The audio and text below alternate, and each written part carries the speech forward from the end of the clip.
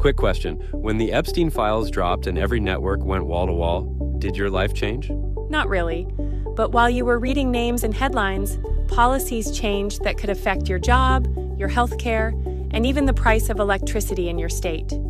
Today's episode isn't about conspiracy, it's about consequences. Because government power shifts don't usually scream, they whisper. On February 6, 2026, the Office of Personnel Management finalized changes tied to federal performance and accountability systems. Sounds bureaucratic. So what? Here's what. Civil service classification and accountability rules shape who stays in federal roles and who doesn't. That affects regulatory enforcement consistency, whistleblower protections, and long-term policy continuity. So what does this actually mean? If federal workers can be reclassified or removed more easily, policy becomes more politically sensitive and less insulated from turnover. That means environmental enforcement can shift faster, financial regulation priorities can pivot, and agency decisions may reflect leadership ideology more directly.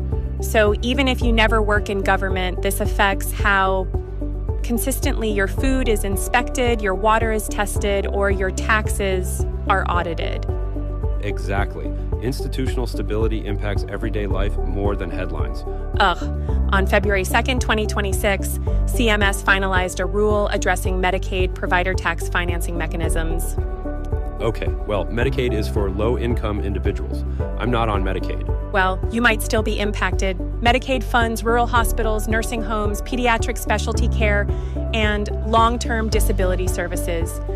There are also changes to how states finance their share, which can affect hospital margins, shift costs to state budgets, and influence eligibility thresholds over time.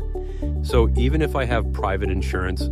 Yeah, if your local hospital depends heavily on Medicaid reimbursements, financing shifts can influence staffing levels, service availability, or even whether facilities stay open.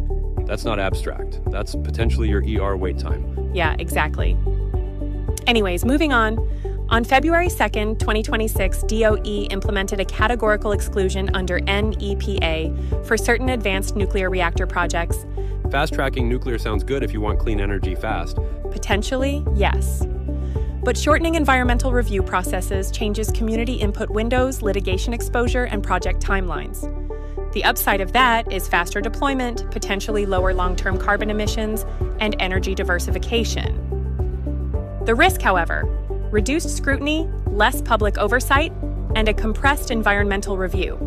So for listeners, this could influence energy infrastructure in your region, electricity pricing over the next decade, and local environmental review processes. Exactly. Energy policy feels distant until it hits your monthly bill.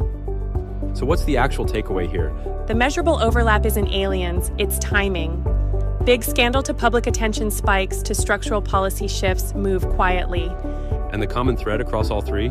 They don't change what you're outraged about today. They change how your government hires, how your healthcare is funded, and how your energy infrastructure is built.